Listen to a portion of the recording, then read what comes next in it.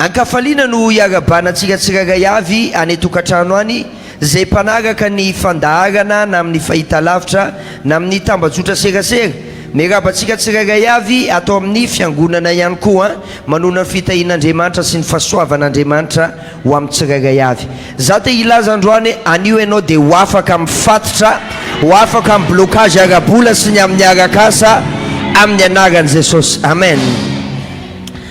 Misaotra ny ray aman-dreny ara-panatsika, misaotra ny vadiko any koa, misaotra ny ekipa rehetrarehetra zay tonga eto miara-misalaha amin'ny fikarakarana amin'izao fotoam-bavaka izao. Loha hevitra antsika lasaina bavy dia hoe fanafana amin'ny arabola sy ny arakasa. Tamin'ny maraina dia hoy tamin'ny maraina hoe misy zavatra tsara marobe zay efa voatendrin'Andriamanitra tokony tonga eo amin'ny fiainanao. Aveko, misy zavatra tsara marobe zay efa voatendrin'Andriamanitra tokony tonga eo amin'ny fiainanao. Hoy tamin'ny maraina teto hoe zany anefa dia mifamatitra amin'ny toerana zay misy anao, famatitra amin'izay toerana misy anao. Arakaraky ny toerana misy anao no hitahian'Andriamanitra anao. Aveko, arakaraky ny toerana misy anao no hitahian'Andriamanitra anao, na hoe arakaraky ny toerana misy anao no fitahiana miditra eo amin'ny fiainanao. Ny ohatra nataoko teto tamin'ny maraina hoe raha dezehana orinasa anankiray ianao ka ampoarina amin'ny mpanasa fiara anankiray, mitovy ve ny fitahiana miditra eo amin'ny fiainan'ireo olo ireo? Tsy mitovy. Le dezehana orinasa tahina kokoa, fa le mpanasa fiara tahina ihany izy fa amin'ny atoniny. Zay arakaraky ny toerana misy anao, izy ny toerana misy anao no hitahian'Andriamanitra anao. Njeko moa tsika tamin'ny maraina tao amin'ny Genesis 7:9-20. Genesis 28:16 hoe ary Jakoba natsiaka tamin'ny torimasiny dia nanao hoe ato amin'ity fitoeran'ity tokoa Jehova fa izao ny tsy nahalala. Ato amin'ity fitoeran'ity tokoa Jehova fa izao ny tsy nahalala. Voalohany, ny toerana misy ny toerana tokony toeranao mba hatonga ny fitahiana tonga eo aminao dia eo amin'ny toerana zay tokony misy ny fanatrehan'Andriamanitra. Tsy azonao tsara. Ny toerana tokony hisy anao raha te ho tahina ianao dia eo amin'ny toerana misy an'Andriamanitra. Zany hoe raha ho atokantranonao dia ataovy zay fomba rehetra hijanona ny fanatrehan'Andriamanitra ao. Ao amin'ny toeram-piasanao ataovy zay fomba rehetrarehetra atamanan'Andriamanitra ao amin'ny toeram-piasananao. Fa raha zay ny ataonao dia milaza aminao fa miaraka ny fitahian'Andriamanitra. Ny resaka moa tamin'ny maraina dia aingakaingana ireo dingana mba hahatonga anao ho afaka amin'ny arabola sy amin'ny ho afaka amin'ny blocage arabola sy ny arakasa. Misy dingana anankiroa no resahantsika tamin'izay. Ny voalohany dia zao, tantaran'i Jakoba rehefa nangalatra ny tso-dranon'ny Esau Jakoba dia nampahafantarina Rebeka mamany an'i Jakoba hoe andanaingana ianao no manao maka ny toeran'i Esau, fa zao raha ianao maka an'io dia ho afaka ianao. Voalohany dia zao zany hoe iny firesahan'i Rebeka an'i Jakoba iny dia délivrance ho an'i Jakoba izy, satria nafantatra izy, nalala izy hoe amin'ny fotoana azoko ny tso-drano dia zao ho afaka amin'ny fiainana. Ny tepika voalohany zany dia zao nafahana aloha Jakoba. Dia rehefa nafahana izy dia nandray ny tso-dranon'ny Isaka. Rehefa nafahana izy dia nandray ny tso-dranon'ny Isaka. Iny tso-drano iny activation no activena tamin'ny tso-dranon'ny Isaka Jakoba. Ny tepika voalohany zany dia afahana aloha dia avy eo activena.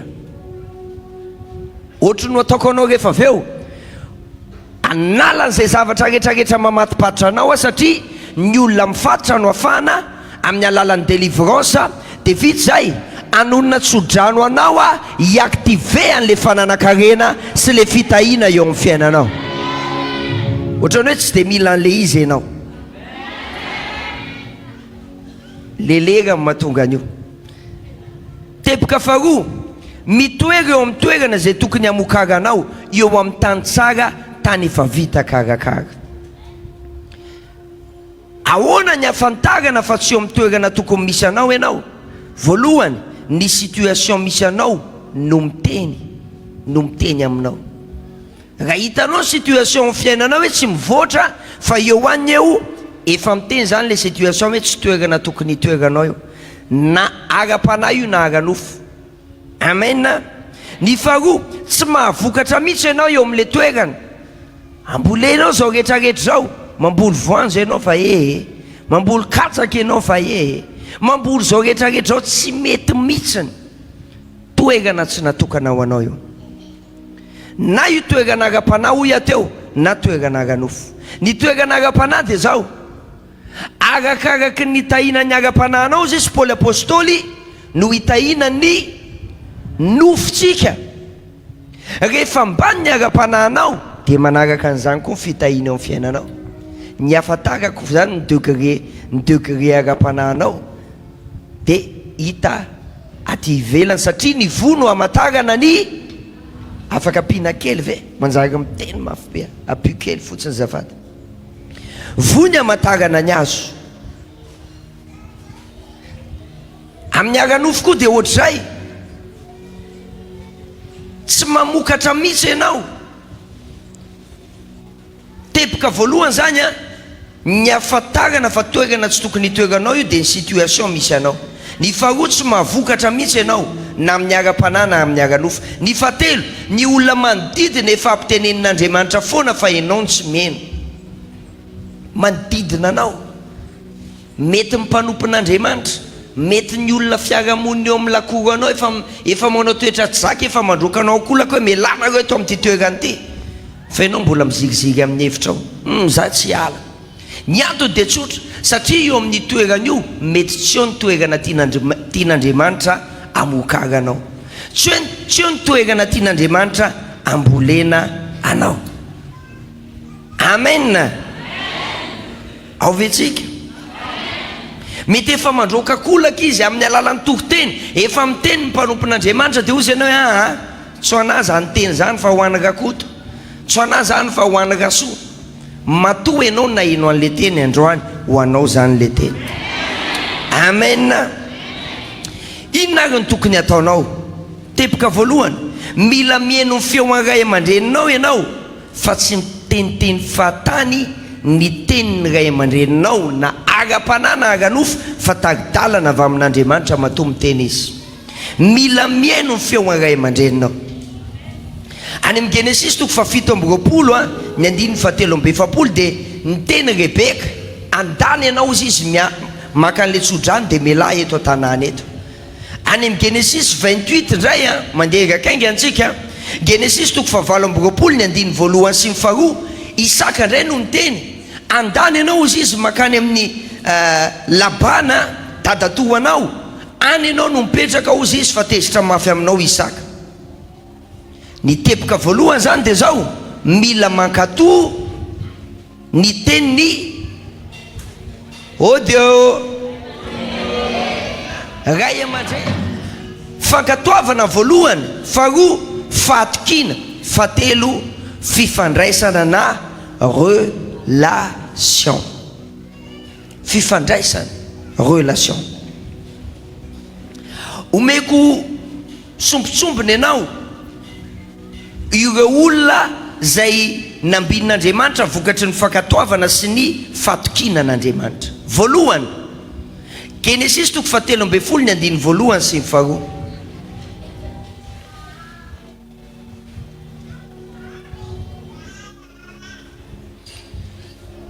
Genesis 13,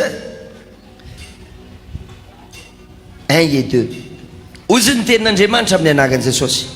Ary Abrahama, mbola Abrahama fa tsy Abrahama, dia niakatra niala tany Egypta, dia izy sy ny vadiny mba mifananany rehetra, ary Lota koa niaraka taminy hoany amin'ny tany atsimo.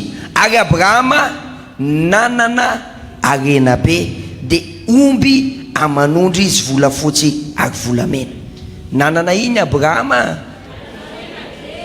Nanana volamena. nanana volafotsy, nanana ondry amanosy.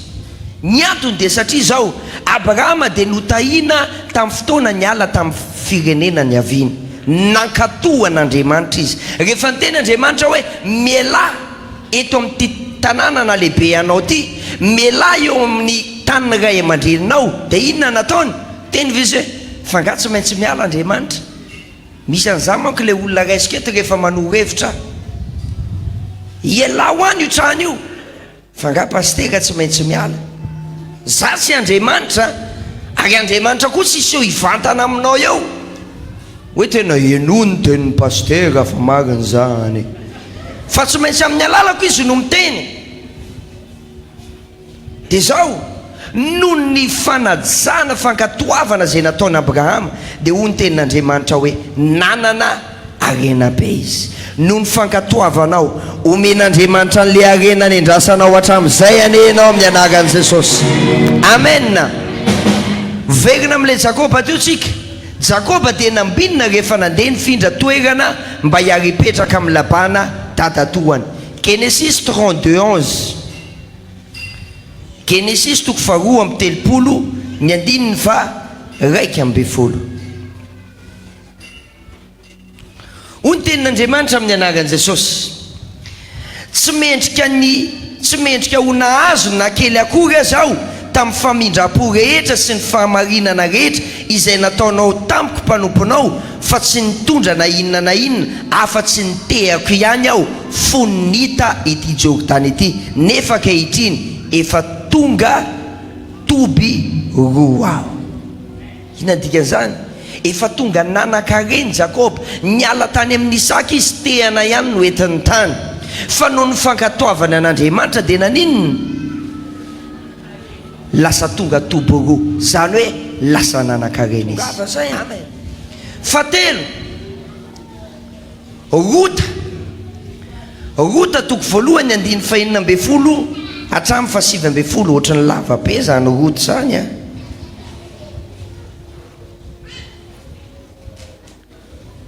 Memiko koa zokovonjy amakiny azy, lava be ko.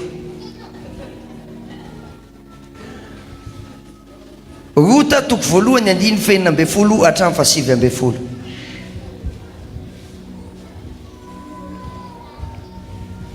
Toy izao vaky ny teny amin'ny anaran'i Jesosy. Rota 1:9 amin'ny anaran'i Jesosy. Fa io Rota, aza manery ahy andao anao ianao amin'ny fanarahananao, fa izay alehanao no alehako, ary izay toeranao no itoerako, ny firenenao no fireneko, ary ny Andriamanitrao no Andriamanitro.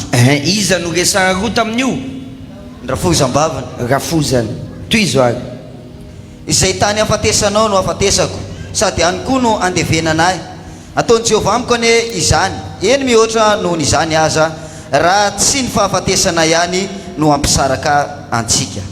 Ary rehefa hitany fa mbola mikiry omba azy ihany mikikitra, ary rehefa hitany fa mbola mikikitra omba azy ihany Rota, dia nitsahatra tsy niteny tamin'ny intsony izy. Dia nandeha izy mianaka mandra-pahatonga ny tany Betlehema. Ary rehefa tonga tany Betlehema izy, dia taitra taminy ny tanàna rehetra.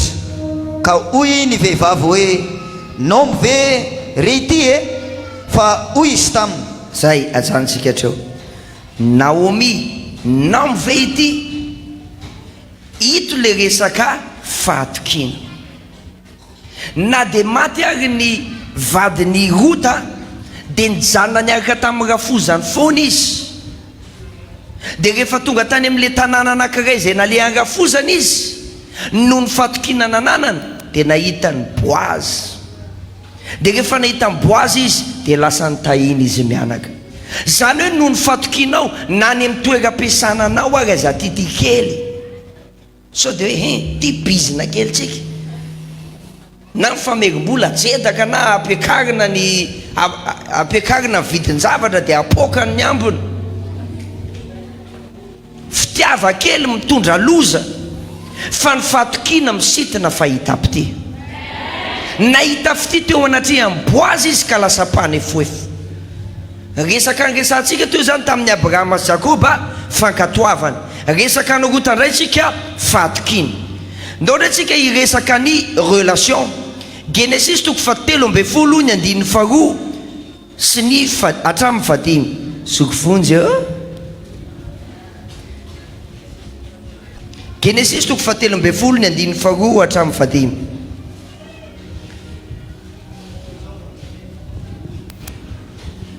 Amin'ny anaran'i Jesosy ny amakinany teny a 3:7 ny 2 hatramin'ny 5.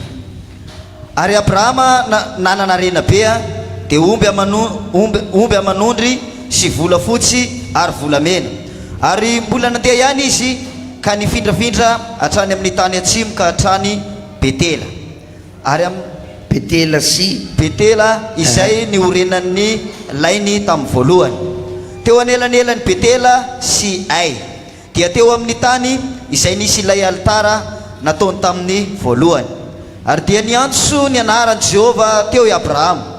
Ary hoy Lota koa izay niara nandeha tamin'ny Abrahama dia mba nanana ondry sy omby sy lay. Ajany sika hatreo.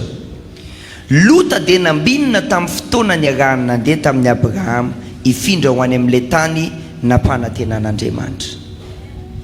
Raha tsy niaraka tamin'ny Abrahama i Lota, mino ve ianao fa nitahiny Lota? Tsy nitahiny izy. Zany hoe noho ny relation anao dia mety atonga fitahina eo amin'ny fiainana. Zay zao zany ty fidirana faharoa ty fanalahidy nampiasaina ireo mpanompon'Andriamanitra mba natonga anazy no tahina: fankatoavana, fatokina, fifandraisana. Inona? Fankatoavana, fatokina, fifandraisana. Anonona tsodrano anao rehefa aveo fa zao ataovy